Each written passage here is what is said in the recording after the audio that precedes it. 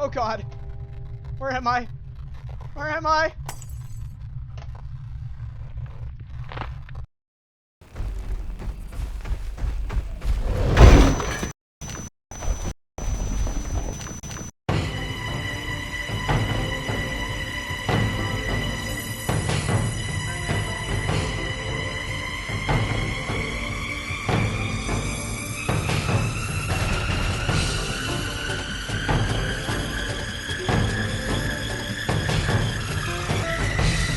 Hi, I'm Braden McCormick, and welcome to the title match of Game Fight.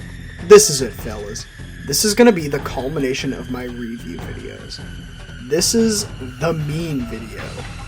Welcome to Phasmophobia versus Bigfoot. If you don't know what I'm talking about, please feel free to watch the other two videos in this series of game reviews before this one, or when it cocut out, watch the supercut of these reviews. So, what is this review? I'm going to be a little negative this entire video, and I think I've given both the games in the Game Fight series a little too much credit. So I'm going to knock them down a peg before we decide which is the better game. This is going to be real fun for me.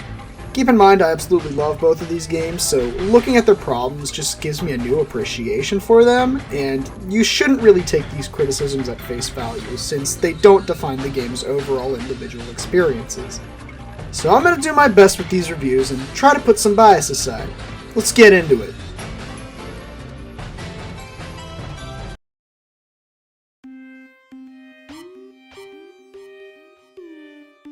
First of all, I want to preface this by saying that both of these games are good in their own right. I love both of these games, and I also think it's going to be very hard for me to criticize these games, so I'm going to do my best. I think my biggest complaint with both of these games, really, is that they're both very long. Playing a single round or game is very time-consuming, and I think the longest either of these games has lasted has been around 2 hours. And that was with Bigfoot. Phasmophobia is much shorter in terms of game length, but still, the longest time you'll spend between locations is at least an hour, and the shortest you'll spend is around 30 minutes. Short games are fun, and it seems recently, the games have been a lot shorter compared to earlier versions of Phasmophobia, where the games have been longer. But long games are still a thing, and even though they're rare, they're agonizing in Phasmophobia, and I personally cannot stand them. Bigfoot tries to rectify its length by putting one game into multiple nights to try to make it more episodic, but it falls short because of how integrated into the game the night cards are. Bigfoot feels more like an extended camping trip than a night out, like with Phasmophobia. You know what I mean? However, with both of these games, there is another problem. You cannot reasonably take a break without missing something in these games or feeling unsafe. If you leave to do anything, and I mean anything, while inside a haunted location in Phasmophobia, there is a 50-50% chance that you'll die at some point while you're out. I know this because it's happened to me before. You either have to risk chilling in a hiding spot inside the location and risk dying to a ghost that heard you somehow, or you can leave the location and risk getting hunted on your way out, which leaves you even more unprepared compared to if you were to just chill inside a hiding spot. And by the way, the ghosts tend to listen and spring hunts more whenever you're about to say, "Hey look, I'm leaving the house!" It's happened, and it's a rookie mistake, so just don't say anything along the lines of leaving since it triggers ghosts more. The worst part is that Bigfoot is just as, if not more, unsafe when taking a break since you can't really pause in-game, but the game-breaking difference between Phasmophobia and Bigfoot is that at least Phasmophobia gives you a safe zone outside that location. I forgot to mention it in the first review on Phasmophobia, but the game also stops players from just going outside the haunted location during hunts by locking the doors when players are inside and a hunt is activated. It's an amazing, freaky, and genius piece of game design that encourages players to really fight for that hiding spot or safe zone once they're inside the house. But what about Bigfoot? Hey! Hey!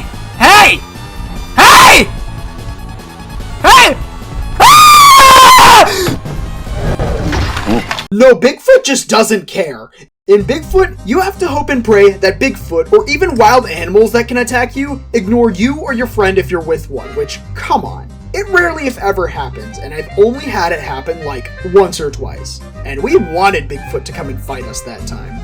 The point is that you're getting attacked in either game whether you like it or not. Phasmophobia just has a clear advantage here with its safe zones outside locations, and Bigfoot just can't stand up to that since you can't pause or take breaks reliably in a game that runs real time without leaving your character's life up to chance. Another huge issue I have is with Phasmophobia. In that game, sprinting feels awful. I even started talking about it 2 videos ago. What's a little funky about sprinting is that it doesn't last very long. You get about a 5-second burst of speed before getting immediately dropped back down to your snail-like pace. I'll explain why this is a problem in a later, more critical video with both of these games on this list, but do keep in mind that this is a small problem that I have with the game. What this short speed boost does well, though, however, is that it does build a bit of stress and anxiety while playing, since you know you have about 5 seconds of safe running before you're back on the slow path out of the house. My main issue is that the 5-second burst of speed that just drops off once those 5 seconds are up. This duration for a sprint is stupid. It is so stupid. It's gotten me killed more times than I can count at this point, and I personally hate it. There is no faster moving speed other than walking, which I and many other people hate doing. I'm sure the general player base also hates moving slow. Just an increase to the walking speed or reworking the sprint would be fantastic, especially on bigger maps where sprinting is pretty much required. To add further insult to injury, ghosts like the Revenant and Raiju are infamous player killers because of how fast they get at times. I'm not lying, man. Every joke that I've made about the Revenant being a fast ghost is 100% true, and now, all the ghosts gradually move faster than the players during the hunt too. It feels like at that point, everything is against you. Why do you have so much contempt for your player base, Kinetic Games? I also have a huge issue with the maps in Phasmophobia, like Prison, Asylum, and Campground. Especially Campground. These maps are, in my opinion, too big, and again, they require sprinting. They're also really easy to get lost in if you have no idea where you're going. This could easily be prevented if a handheld map was included for these larger maps. No, the one in the van doesn't count. But I don't like suggesting that I know better than the devs, because I'm not a game developer. These larger maps just feel like a chore because of how easily you can get lost in them, and that's just my opinion. For me, the school map hits the perfect middle ground between too big and small enough to make a perfect large map for players to romp around and find ghosts in, with the downside being that the hiding spots are entirely unreliable. Like, seriously, there's no lockers to hide in? That's honestly a shame. It would have made for some more fun, intense moments, but hey, you know what? I'll curb my wishful thinking. While my least favorite map, Maple Campground, isn't as big as some of the others on this list, my biggest complaint with this map is that somebody is going to end up dying at least once on it. But first of all, the map takes place outdoors, in a game with a weather cycle system that can mask ghost cues, noises, and other important audio-related information if it's raining or storming, and it makes finding things like cold temperatures even harder in a light snowstorm. The hiding spots in Maple Campground are also completely unreliable, and most of them are outdoors. Worse yet, if you get a ghost that roams, that ghost is searching the entire map for you. You won't even know if a hunt has started because of the sheer distance between the ghost and your hunting party. Hunts can start all the way at the other end of the map, in this cabin here, and the ghost can make its way over to the campfire without any indication of a hunt happening until it is too late, leading to somebody probably getting murked in the process. You're kidding me!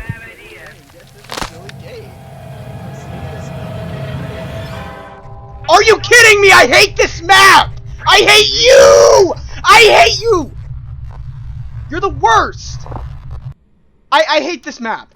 Low-key, I actually hate this map. This map was included 2 updates ago, and I personally hate it. It's probably the worst one in a game that desperately needs variety in its map selection. I will, however, give it credit because at least Phasmophobia has more than 2 maps. I'm sorry, Bigfoot. I genuinely don't know why it's taken so long for Cyberlight Studios to implement a different map. I like to think it was mostly a lack of direction in figuring out Unreal Engine 4 back in 2017, but now, as it stands, there are only 2 maps in this game: Redwood National Park and Winter Park. I made a passing joke about it in the Bigfoot video, but this is genuinely a criticism. Yes, while both maps are huge, and yes, they are amazing maps both in their own right, there are 4 maps that are selectable, 2 of which are in development and inaccessible. It's really sad to see that. It feels like teasing, and I hate that. As of right now, Cyberlight is currently working on a 3rd map, Yellowstone Park, and I hope they're doing okay in Bulgaria, given how the Ukraine is right now, and they did have to flee the country to continue progress on Bigfoot. So I think this criticism is relatively excusable given the circumstances. I will, though, give them some credit because of how they improved Bigfoot's AI completely, compared to how cookie-cutter and robotic the Ghosts and Phasmophobia feel. Bigfoot now genuinely feels like he could attack at any moment and just ruin your day. I think it's his animations that do it for me. There is clearly love and care put into the crafting of this classic monster, and he genuinely feels like he has a presence as the big bad of this game. Compared to the ghosts, which you barely see outside of their flickering models and hunts that try to cover up how stiff the models are animated. I should also point out engine differences as well. Yes, while Unity Engine is a really good engine and it's amazing for budding game devs, fact of the matter is that Unreal Engine 4 is just...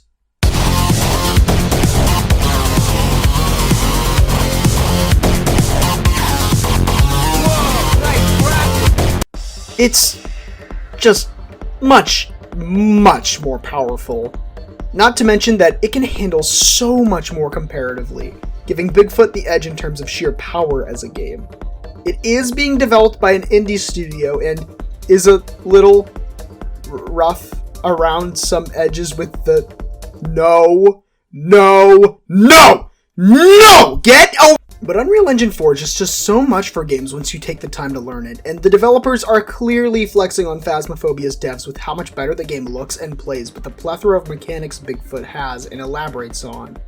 Gameplay-wise, I think Bigfoot is also much better. Phasmophobia can get really slow at times, and I just can't get behind that. The energy or fun that you might get just isn't there when you're going alone, and it's very laid back as you look for the ghost. Things only really ramp up when the ghost begins its hunts or just starts doing weird, freaky stuff. Its gameplay isn't as variable either, so I'd much appreciate going in with a partner to add some diversity to the game's playstyle. Equipment you grab doesn't really change how you play the game or how each round is going to play out.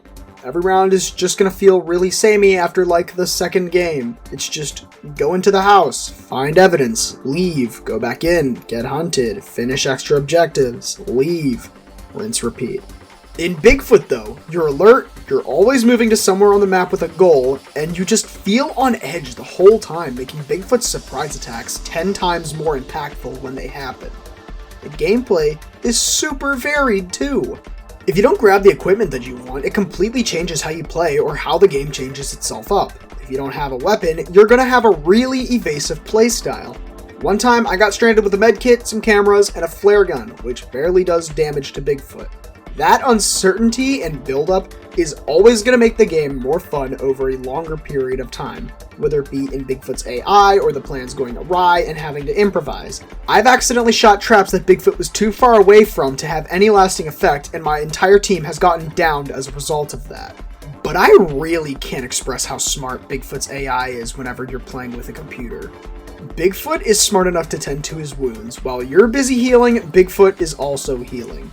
Seeing his health jump from 950 points to 1026 for the first time is super scary because you realize how much of a threat he is if he's smart enough to do that on his own. Another thing to consider with these games is that they're both technically horror and multiplayer games. I think Phasmophobia is a better horror game, but Bigfoot is a better multiplayer game overall. It supports a multiplayer environment much better compared to something like Phasmophobia because it keeps it engaging. Here's an example. When you die in Bigfoot, you have the chance to come back with the totem ritual I mentioned in the last video, in which players can revive you, but in Phasmophobia, you don't really have much to do after death, aside from maybe finding the ghost's room. You either just have to hope that there are tarot cards that can bring you back to life after death, or that the players understand that the ghost throwing items at them is you and not a poltergeist. Dying in Phasmophobia really sucks, because there's just nothing to do. Sometimes I even think it actively hinders the communication process too. When you die in Phasmophobia, you can also move around. And I think that's also another really hindering point to the communication process. Makes people go, what's the point in playing now if there is nothing for me to do except just move around? Which can lose the attention of the player and make them question why they even bought the game. But again, compare this to Bigfoot, where you have that clutch chance to come back and help your friends when they're in a pinch, thanks to that ritual. Sure, while waiting after a game death, you can only spectate, fixed camera angle and all. But the game doesn't expect the player to be doing other things once you're dead. It just says, watch the game, wait and see what happens. The key is consistency. I prefer this because instead of just feeling useless but with action, you just assume that you're dead. Simple as that. You can be on your phone, do whatever. Not only that, but the fact that there's the option to potentially come back consistently from the dead makes the wait all the more exciting. Suddenly, dying is bad for your friends, and you want them to succeed, and the game keeps its players' attention. The ritual in Bigfoot is genius game design. And again, when you compare it to Phasmophobia and its tarot cards, which also bring players back from the dead, you just think about the consistency. And with the tarot cards or other cursed items like Ouija boards, it's entirely randomized, and tarot cards might not even show up. So you have that chance where you just do nothing, or you come back, or a player even dies, and you have two people that are dead, further hindering the communication process. Are you kidding me? Bigfoot does have another problem though. There is the issue of letting players loot your body of your items before reviving you, which in my opinion is very dumb, and it shouldn't be a feature if there are still totems for the rituals left in play. If there aren't, then at that point I feel like it's necessary to let players loot their fellow hunters if they can't come back to life. Either way, I think Bigfoot does game overs and keeps player engagement a little better than Phasmophobia, but the problem is if you're playing with strangers and you die, guaranteed, they're looting your body for all of your items, and you're never getting them back if you're revived. All they have to do is remove body looting, and I think that this system would be perfect. So far, I've only really been knocking Phasmophobia, but what about Bigfoot? I do have complaints there too. First is that the traps feel inconsistent. As Bigfoot, you either break hunter traps immediately, or they get like 3 separate uses after that. With hunters, on the other hand, the traps that Bigfoot leaves and their QuickTime events either appear for too long or too short of a time for you to really react, leaving you to get damaged or to just not at all. Whether you're Bigfoot or a hunter, it feels really unfair getting hit by either of these traps, but that's kind of the point, and it's a very minor complaint compared to the other aspect of Bigfoot's gameplay. See, in Bigfoot, while roaming around the woods, in hunting cabins or other locations, you might find a safe with a 4-digit code to input, and I talked about them before. These safes have items that are crucial for players if they want to defeat Bigfoot, such as better guns, ammo, medkits, dynamite, you get the point. But the codes to these safes are scattered and can be hidden in some of the stupidest spots known to man. Under carpets, tacked to trees, or just on walls or furniture that you wouldn't even think about checking for codes. At least now, codes are labeled and color-coded, and they originally weren't like this at first. But now, Cyberlight has rectified one of the bigger problems that I think was with this game, finding these codes. My issue is that you can't pick up these codes to remember for later. Sometimes I'll just type it in the in-game chat so that my friends can remember just in case. But it doesn't circumvent that issue since in-game chat doesn't save. When playing as Bigfoot, you can also get attacked by the same wild animals that'll attack hunters, and while hunters usually have to use a couple of hits before these animals are dealt with, and I get it, sure it's immersive, I really can't understand why they take more than one hit to put down when you're playing as Bigfoot. You are a giant ape. When a giant ape hits a wolf, it dies. Forever. think I understand why Cyberlight might want to keep this in, though, because there's another issue with Bigfoot whenever he's under player control, and it's that you can just attack players whenever. Yes, while retreating and eating is a good idea while playing as Bigfoot, you aren't limited by the day and night cycle. So that means you can ambush people during the day and catch people off guard. Sure, while this is realistic, it creates two modes in the multiplayer of this game, where Bigfoot is there and not there, or Bigfoot is just always there and your team is getting wiped, because you're not prepared. During gameplay as a hunter, there's also this mechanic where you can close doors and windows to hide from Bigfoot. But there's no point, since Bigfoot just usually finds the players anyway, even if he's an AI or a player. I guess it's because he has this roar or smelling ability that he can use to find players, but at that point, why even try to have a stealth mechanic like this in your game? It's completely pointless. You'd be better off splitting from your group and hiding by yourself at that point instead of bunkering down with another player, since Bigfoot's just gonna find you either way.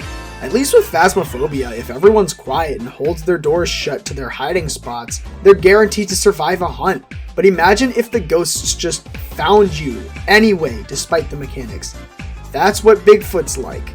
I'll admit, Bigfoot's a little less punishing than Phasmophobia, but for goodness sake, Bigfoot just needs to weed out all the dumb stuff to be an amazing game. Okay, that's enough word vomit. That's enough word vomit for right now. God, I'm tired from talking. I hope y'all are still with me. So far, here's what our scoreboard looks like. So, which is better? To be honest, not too sure. Phasmophobia tends to do a better job actually scaring the player with its atmosphere and ghosts, but it's more apt to frustrate the player base with its lack of action at points and how weird ghost AI tends to be. The gameplay loop is pretty good, but wears its welcome over time. But, as a result, it feels better to be played in shorter bursts, and this is supported by its level selection and the duration of each game. Bigfoot has an amazing gameplay loop much like Phasmophobia, and it doesn't get as repetitive despite only having 2 maps. Bigfoot has a bigger presence as a villain and is also a lot smarter and more challenging, but games can be too long at times, and the fact that players can steal valuable items from other players during death really destroys any teamwork that was built up during rounds. In fact, PvP can also be a problem compared to Phasmophobia, where this just isn't an issue. But I forgot something. Oh, right! Phasmophobia has VR compatibility, something that Bigfoot doesn't have. Honestly, I wish I talked about VR more in my Phasmophobia review. It's honestly really fun from what I've experienced, and Unity is a good VR engine too, with VR chat being made in it. I don't actually own VR though, so I'll ask my friend Ty about it, since he's played Phasmophobia in VR before. Tyler, mind telling us a little bit more about Phasmophobia in VR?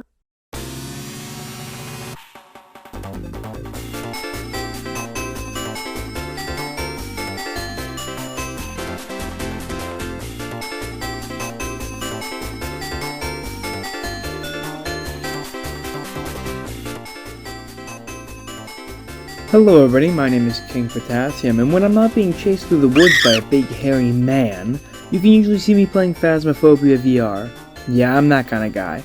Phasmophobia VR is one of the VR experiences of all time. I'm not going to sit there and tell you it's bad, but I'm also not going to sit there and tell you it's good. Now of course I could go over all my qualms and problems, get all my praises in one sitting, but that would take about, I'd say, an hour and a half, so instead I'm going to go over the basics, and really what I feel like is the pros and cons of this game. Phasmophobia VR functions much like a normal VR game. You have your basic controls of head movement and control over the arms, plus you can move your character using joysticks on your arm controller things, I don't know what they're called. The functions are all the same as you've seen in pretty much every single VR game since the dawn of VR, and it's nothing really revolutionary what they do here. Sure, you can throw stuff still by pressing a trigger. Is that something new to the idea? I think the thing that blew VR out of the water with this game was the fact that it came out of the box and was a multiplayer horror game in VR, but I don't really know. Something interesting about the VR though is the movement. You see, character movement is pretty simple in most games. You push the W key and you go forward, or you press the joystick forward and you go forward. It's usually very simple, self-explanatory ideas that you can do. Not if you're Phasmophobia VR. You see, movement in Phasmophobia VR is based on momentum. You're probably wondering how this works. Well, let me explain it in the simplest terms I can because it makes no sense to me and I've played it a bunch. In Phasmophobia VR, your head placement determines your movement. Yes, I know, that's insane. The thing is, you have two joysticks, a left joystick and a right joystick. The left joystick is for movement. You move forward, left, right, backwards. But your right joystick is to move your head. And that is a little confusing because, you know, your head determines where your head moves. But this becomes even more confusing when you try and do movement. Because when you try and move, and you try and control where you need to go, your character's movement is so awkward, especially when that right trigger is brought into the picture. When using the right trigger, your character's movement will sometimes just stop. And your character's head placement is so detrimental to how you move, because for some reason the game devs decided instead of, you know, giving them a run button like everybody else, we should make it so that their head placement is how they move faster. You have zero run button in this game, and instead of getting a way to run, instead, oh, if you tilt your head too far back, you're not gonna move at all. Yeah, for some reason, if your head's not in the right place, apparently, you can't move. How does that work? How is that fair? And that bothers me so much because I actually like playing in VR because it's so silly and fun. But I don't understand why you would take away one of the key mechanics of the game. If you're in VR, there is a 99% chance you will die before everyone else. And that's not just an estimation or like a joke. That is the truth. If you're in VR, you will die before everyone else, unless your friends are stupid, in which case you will die second. As for the maps, there's not really one that stands out to me. I like the mechanics of being able to pick everything up and be able to dual wield, something you can do in VR, but again, go watch videos of that. Trust me, I'm not good at the game. And all in all, the maps are pretty great for Phasmophobia VR. I've never really had a terrible experience with any of them, except Campsite. Oh, good lord, do not play Campsite in VR. Braden, just roll the clip of me struggling to even play Campsite.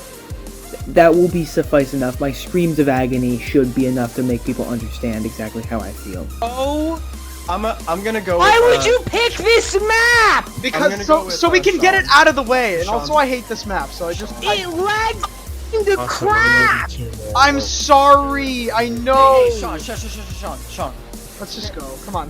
He's killing me! We're getting it done now, okay, Ty? I'm just sitting here. Okay, fine. Screw you! Does anybody have a head-mounted camera? I'm running at 240p right now! Oh no. All in all, Phasmophobia VR is kind of a mess, I'll be honest. Despite the fact that recently just got a massive overhaul, I never really feel like it was optimized the same way that the base game was. And that's a shame because it's actually really fun. Goofing around in VR is some of the most fun I've had playing Phasmophobia in quite a while. Because I'm hashtag Team Bigfoot. Don't tell Braden that. But in all, I recommend Phasmophobia VR. If you already have a VR headset, go for it. I mean, it's $20. Buying the game, if you don't like it in VR, you can just play it on your PC. It's that simple. But if you don't have a VR headset, I wouldn't waste my time, honestly. It's way too buggy and way too unenjoyable to really justify a $20 price tag on top of a at least $400 VR headset. And of course the max is like $15,000, but you know, I'm not a psychopath, okay? I play video games, there's a difference. Anyways, we're going back to Braden for the final results, I think. I don't know, he didn't really tell me where this video clip was gonna go. Also, I'm recording this in the early morning. I'm really tired. Anyways, bye. I will see you later, maybe. Back to with Braden. Ooh, wow. That sounds like quite the interesting experience. Thanks for that, Ty. I really appreciate the insight, and it should really help whenever I'm finalizing this game fight.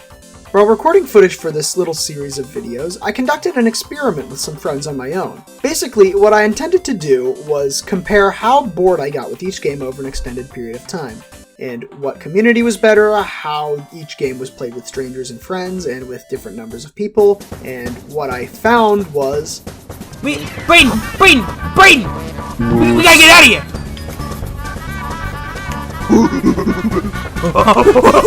That's big! Wait for him. He's coming. Wait for him. Wait for him. Oh, he's smart! He's smart! Oh!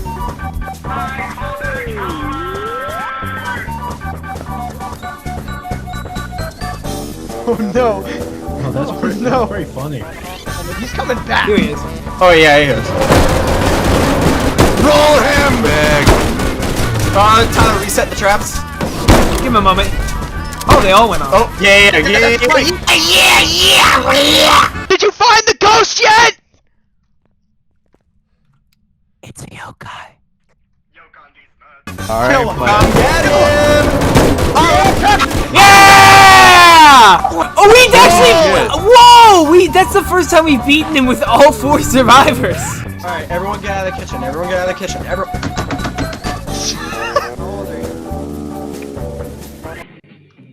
Here, do you want these? Yes. Never mind. I'm right here.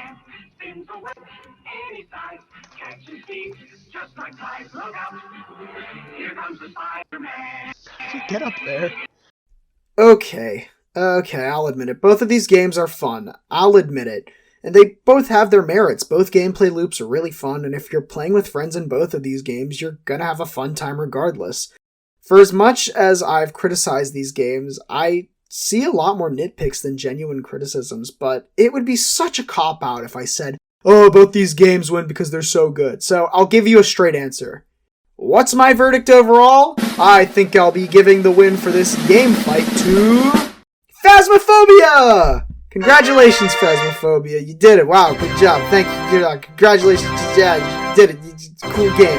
Originally, while recording this video, I had only factored in these games before a recent playthrough, and now having recorded this video series, I was more consistently able to find and play games with random strangers in Phasmophobia, compared to Bigfoot, which had a significantly smaller install base. Fact of the matter is, Phasmo is just much more enjoyable to play because there's actually people to play with.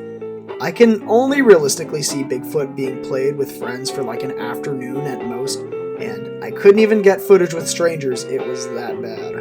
And when you compare this to a game like Phasmophobia, which is much more social and forces you to use voice chat and interact with other players, people being mute just isn't a problem at all. You can just kick them before a game starts. It's in your benefit to work together in that game, and honestly, the team survival aspect of it is much better than in Bigfoot, where you can just go off on your own. The standard there isn't effective communication, instead, it's killing Bigfoot. Phasmophobia negates this issue of running off and doing whatever, since you're never on the offense in that game, and splitting up is just generally a bad idea. You're always playing defense, whether it be hiding, running, or getting information, since a hunt can happen at any point in time. It's always assumed that you need to communicate events when they happen so people don't end up dying. Because of the communication standard, the gameplay and atmosphere, and the ease of being able to just pick it up and play with anybody, I feel obligated to give the win to Phasmophobia because it was just able to establish a player base so quickly. Sure, its VR capabilities are questionable, but regardless, it's a much more enjoyable game in this scenario. Congratulations on winning the game fight, Phasmophobia. As I end the video here, I'd like to say please, if you can, buy and play these games. The people who made these are independent developers and they need more support. In spite of a few years of development, Phasmophobia only won this game fight because of the perseverance of the team, and despite how much flack I gave Phasmo, it's still a very fun game in spite of everything. It can only become a more polished and better game through player support. Same goes for Bigfoot. It's a good game and it needs more players, and I would love to see more support for this game through playing it because, honestly, if it wasn't for the smaller install base, I would have given it the win, and I really mean it. It was that close. It's really that close to Phasmophobia in terms of quality. And if you're still watching, thank you for the support, and if you haven't subscribed to Swift Fox Media, please do. They've made some good projects and I'm happy that I could release these videos under them. They also have other projects releasing in the future, and they've been releasing these face-off videos and other ones while I've been working on the script for these reviews. Please check them out if you're interested, and also check out my friends in this video. Links to their channel and their socials will be in the description below, and they've been nothing but helpful to me throughout the filming of these videos. videos. Thank you guys for watching, and have a great rest of your day, or summer, or wherever, and thank you for watching.